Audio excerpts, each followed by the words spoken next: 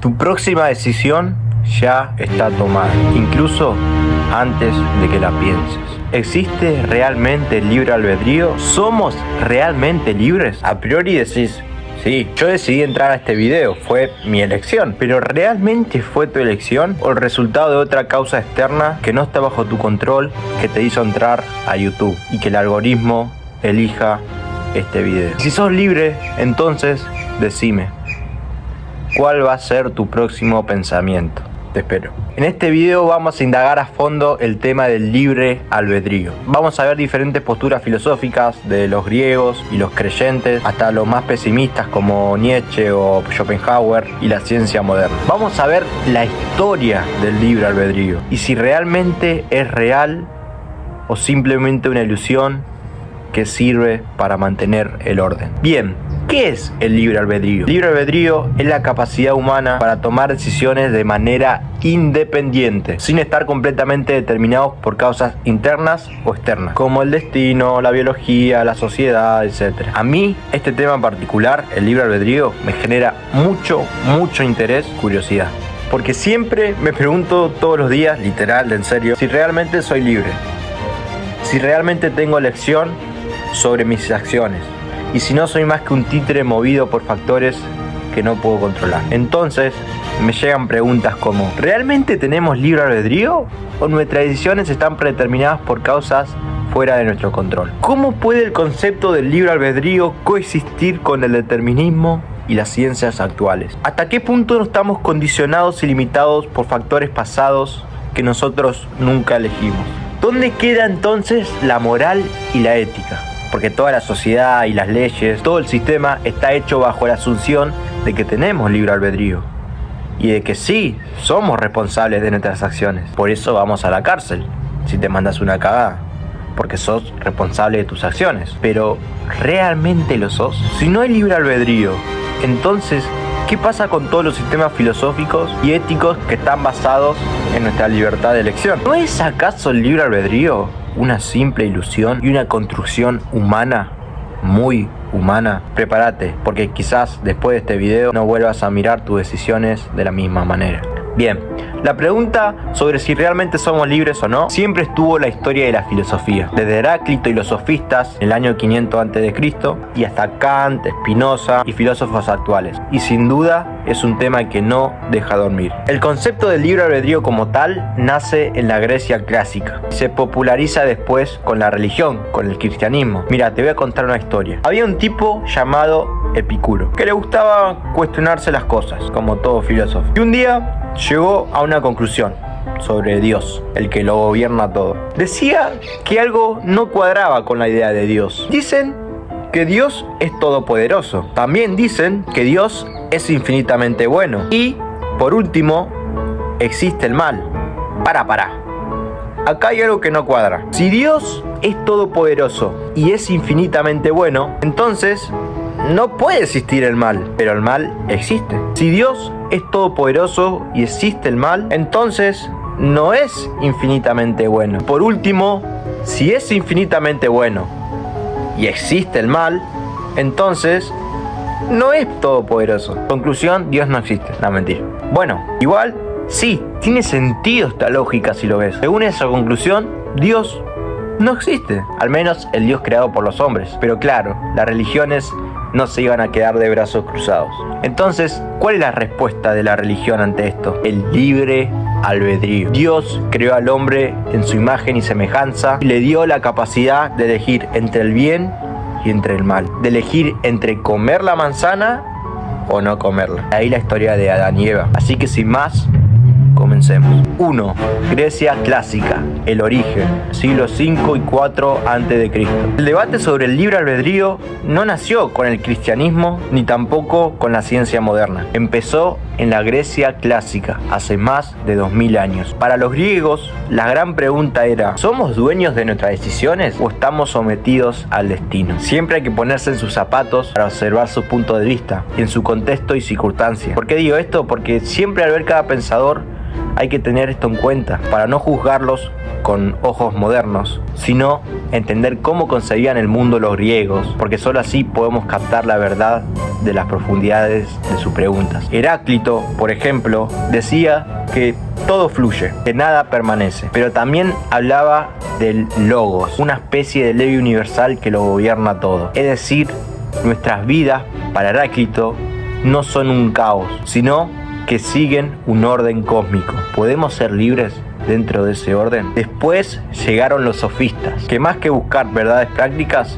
se preguntaban por la práctica. ¿Qué significa ser libres en la ciudad, en la vida política, en la retórica? Para ellos, la libertad tenía que ver con el poder de elegir y persuadir, más que con una esencia metafísica. Con Sócrates el tema se hace más profundo. Sócrates creía que la verdadera libertad no era hacer lo que vos quieras, sino elegir el bien con conocimiento. Quien obra mal, en realidad, lo hace por ignorancia. Muy bien. Entonces, ¿somos libres si realmente no sabemos lo que es bueno? Platón, su discípulo, por su parte imaginó el alma con dos partes, una racional y una pasional. La libertad para él está en que el alma racional logre dominar la pasional. Si no, terminamos siendo esclavos de nuestros impulsos. Puf, tremendo. Y para completar el triplete, obviamente estaba Aristóteles. Él distinguió entre acciones voluntarias e involuntarias. Para él, si actúas bajo amenaza, no sos totalmente responsable. Si lo haces por ignorancia, tampoco. Pero cuando sabes lo que haces y lo decidís, ahí sí sos libre y responsable. Aristóteles fue de los primeros en conectar libertad con responsabilidad moral. Solo podemos juzgar a alguien si actuó voluntariamente. Y esa idea llega hasta hoy en día, incluso en el derecho moderno. En el juzgado se usa esta idea. Y por eso no es casual que Aristóteles se lo considere uno de los padres del pensamiento occidental.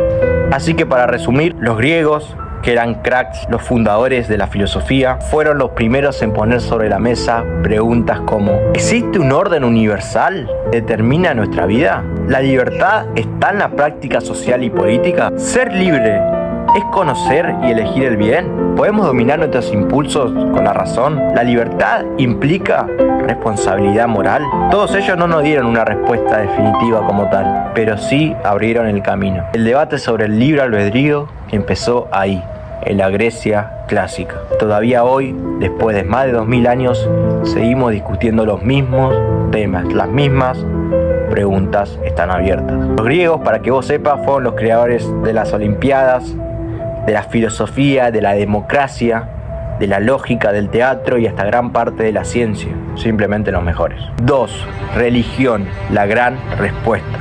Siglo IV a XIII.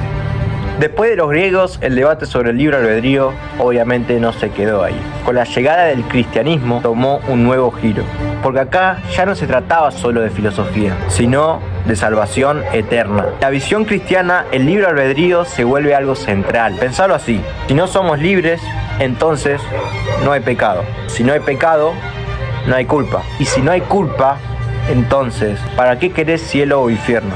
¿De qué sirve? Todo el negocio se cae. Así que había que cuadrar bien la cuenta. Y los grandes pensadores cristianos se dedicaron a resolver esta tensión entre la libertad humana y el poder absoluto de Dios, del que está arriba. Entre ellos estaba San Agustín, que fue clave. Él decía: sí, tenemos libre albedrío, pero está herido por el pecado original. En otras palabras, solos no podemos elegir el bien verdadero. Para hacerlo necesitamos la gracia divina de Dios. Básicamente, sin Dios estamos condenados a meter la pata siempre. Pero no todos estaban de acuerdo. Pelagio, un monje británico, sostenía lo contrario. El hombre puede obrar bien por sí mismo, sin ayuda divina, sin ayuda de Dios. A la iglesia obviamente no le gustó nada esta idea, porque dejaba a Dios fuera del guión, lo que dio resultado a la herejía. Que la herejía es cualquier creencia que está en fuerte desacuerdo con costumbres o creencias establecidas, en particular con las creencias aceptadas o la ley de una organización religiosa como el cristianismo. Siglos más tarde aparece el gran Santo Tomás de Aquino, que toma mucho de Aristóteles. Según él, la voluntad humana sí es libre, pero siempre está orientada hacia el bien supremo, que es Dios. O sea, podés elegir, pero al final del camino siempre vas a estar apuntando hacia arriba, para el cielo, para Dios. Así, el cristianismo convirtió el libre albedrío en un pilar teológico. Sin libertad no hay pecado, sin pecado no hay redención y sin redención no hay cristianismo. Con la religión, el libre albedrío dejó de ser una pregunta filosófica, se convirtió en una cuestión de vida o muerte, de cielo o infierno. Pero después, con la modernidad, el debate explotó de nuevo. ¿Qué dijeron filósofos como Spinoza, Kant, Nietzsche o Schopenhauer?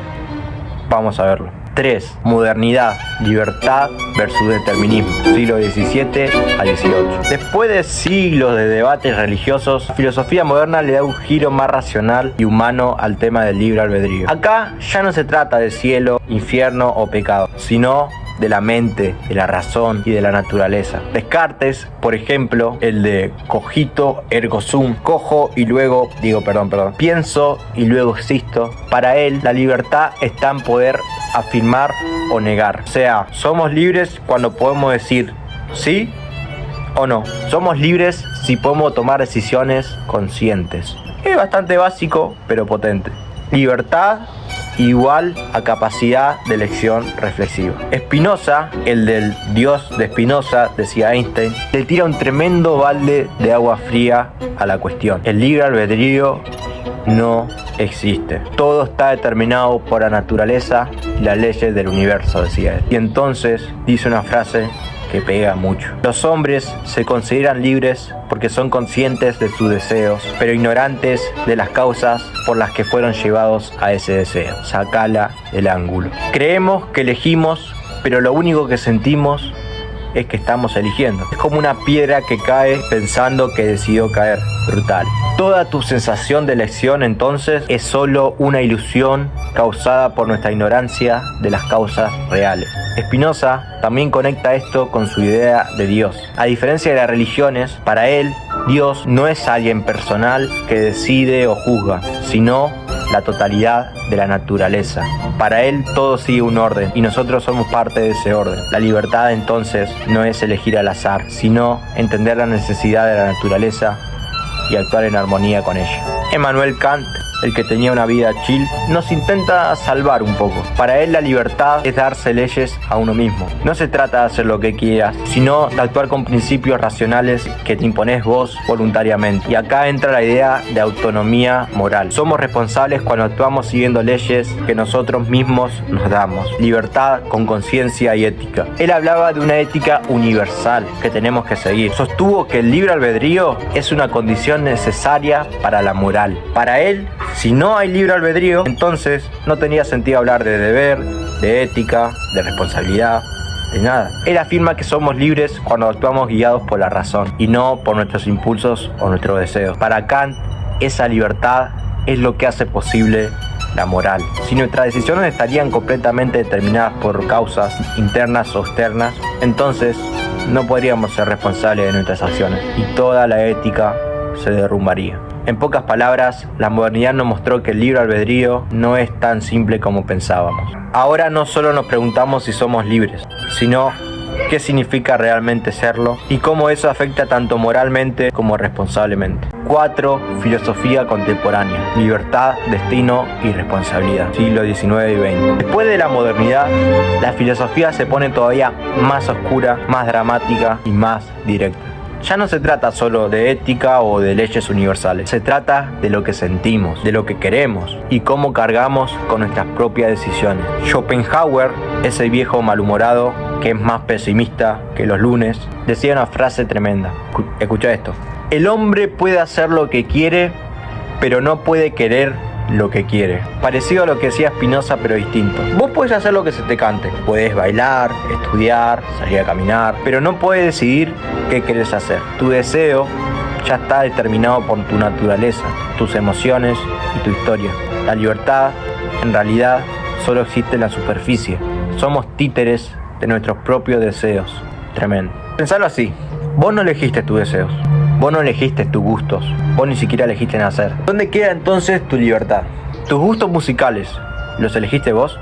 Tu pareja, si es que tenés, ¿fue libre elección? ¿Vos lo elegiste o te dieron ganas de...? Tu gusto de helado, ¿es tu decisión o tu genética? Pensalo. Friedrich Nietzsche como mierda se diga, no sé. Nietzsche, el bigotón.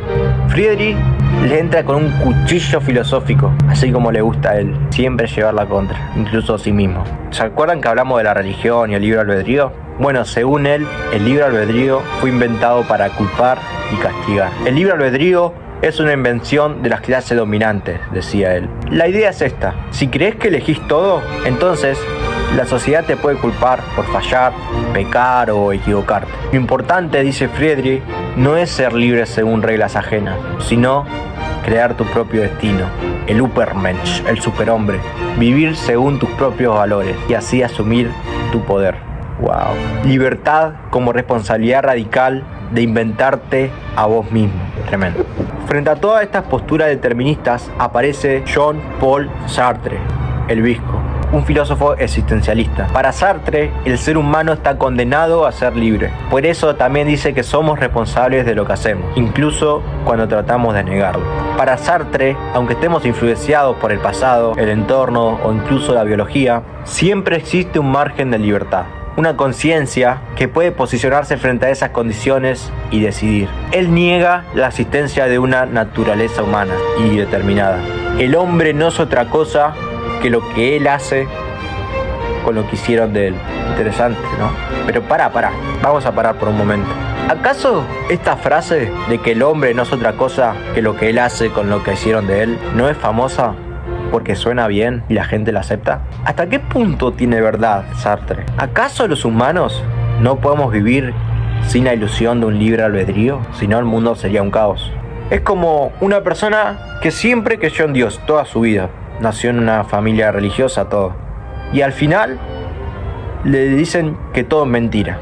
E incluso se lo comprueban científica y racionalmente, que Dios no existe. ¿Vos crees que esta persona la aceptaría?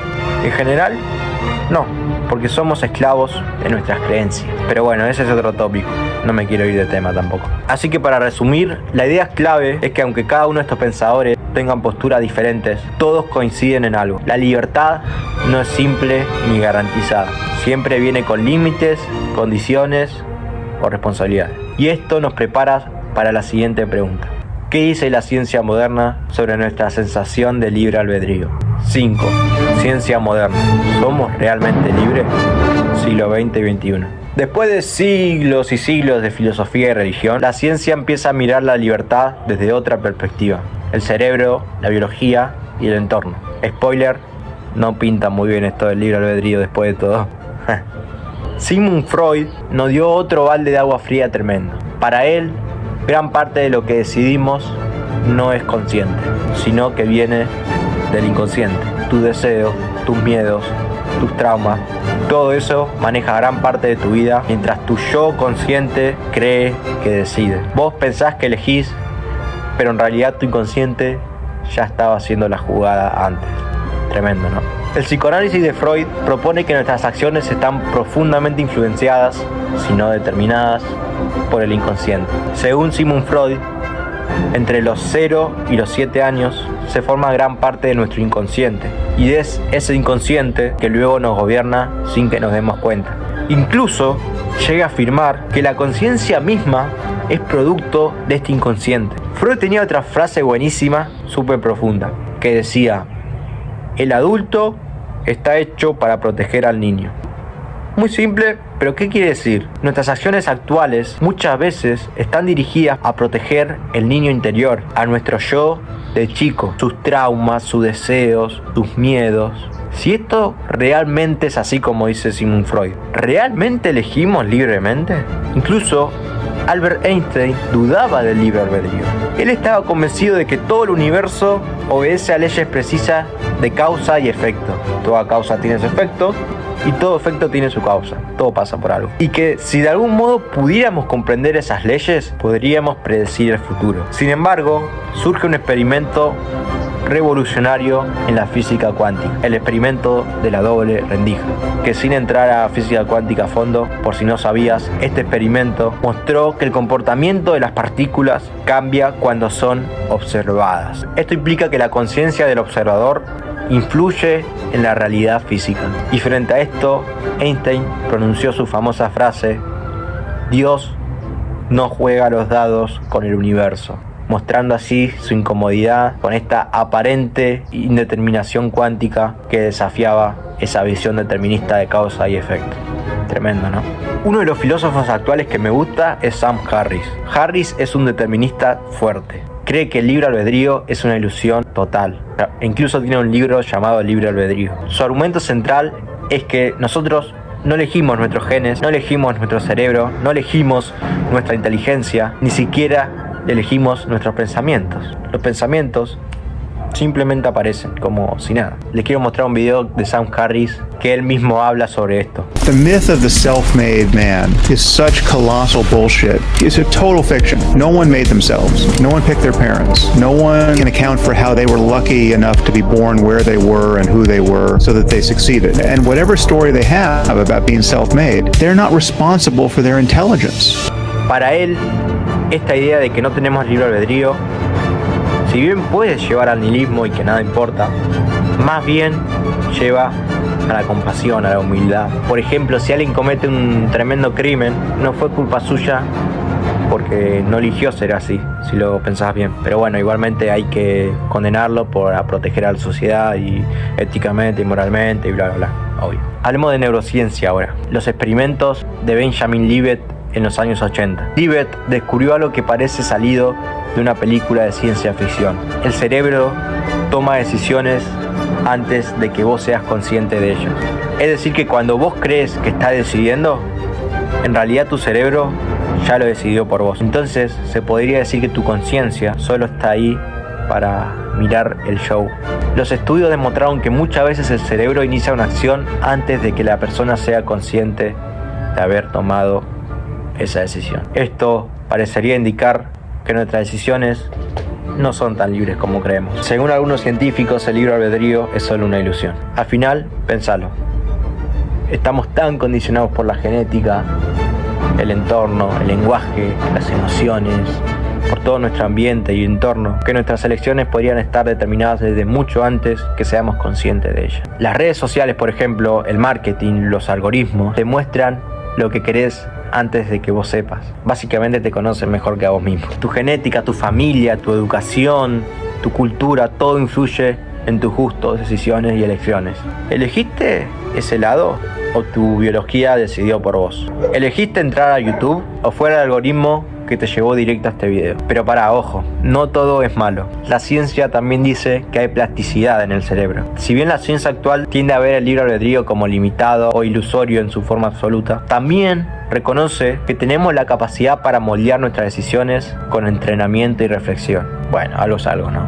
Pero bueno, en pocas palabras, la ciencia moderna nos dice que nuestra sensación de libertad puede ser más bien una ilusión que una realidad tangible. No somos los amos absolutos de nuestras decisiones. Somos más bien como espectadores de un teatro interno que ya está todo escrito en partes. 6. Cierre, conclusión. Bien, entonces, ¿cómo conciliamos todas estas posturas? ¿Es posible acaso una libertad limitada? Tal vez no seamos completamente libres, pero tampoco somos robots completamente determinados. ¿O sí? Estas diferentes visiones que vimos muestran que el libre albedrío no es una cuestión sencilla para nada. No hay una respuesta clara ni una verdad absoluta. ¿Y dónde hay una verdad absoluta? Pero todas estas posturas nos invitan a reflexionar mucho y profundamente sobre lo que significa ser humano, ser responsables y ser conscientes de nuestras decisiones. Así que después de explorar tantas perspectivas de los griegos, el cristianismo, Kant, Spinoza, hasta Sartre, Freud y las ciencias actuales, llego a una conclusión personal que quizá incomode, pero siento que es lo más honesto que puedo decir. El libre albedrío, la sensación de elegir, de libertad, tal como la imaginamos, probablemente no existe. Creo que nuestras decisiones están profundamente pero tremendamente condicionadas por factores que nosotros nunca elegimos. Nuestra biología, nuestra infancia, el lenguaje que hablamos, todas las experiencias que vivimos en el día a día, todas las ideas que consumimos. Vos, desde el momento en que naciste, cosa que no elegiste, estás totalmente condicionado. Incluso antes de ser conscientes de una elección que tomás, ya hay procesos que la están preparando en las sombras del inconsciente. El libre albedrío no es más que un concepto humano. Capaz que el libre albedrío existe, sí, pero dentro de un marco determinado por la gracia y la predestinación. Y la verdad es que al fin y al cabo nadie tiene la verdad absoluta y no podemos demostrar al final si somos libres o no, pero debemos suponerlo, debemos suponer que somos libres. ¿Para qué? Para que toda la moral tenga sentido, para que podamos funcionar bien en sociedad. Si no, nos quedamos todo el día tirados y no hacemos nada. Total, ya está todo determinado. ¿Qué importa? Está todo escrito. ¿O no? Incluso si no hay libre albedrío, ni siquiera tenemos libre albedrío de creer que tenemos libre albedrío. ¿Entendés? Es medio paradójico, pero bueno. Entonces el libre albedrío es en última instancia una ficción funcional, cuya utilidad radica en sostener la sociedad, la moral, la ética, las leyes, el derecho y la política. Esta idea de que no somos libres nos puede llevar a la humildad, como decía antes, a una mejor comprensión del mundo, pero también es una idea que choca, que pega con el ego, porque el ego quiere creerse que es libre de elegir. ¿Y sabes qué? Al final, si tenemos libre albedrío o no, ¿qué cambia? La vida sigue igual, nada cambia, el universo sigue igual. Escucha esto, mucha gente acepta esta idea de que no tenemos libre albedrío, pero elige vivir como si lo tuviera. Viven con la ilusión de tener libre albedrío, porque eso es el libre albedrío al final, una simple ilusión humana. ¿Vos qué opinás? ¿Somos libres o no? Te escucho.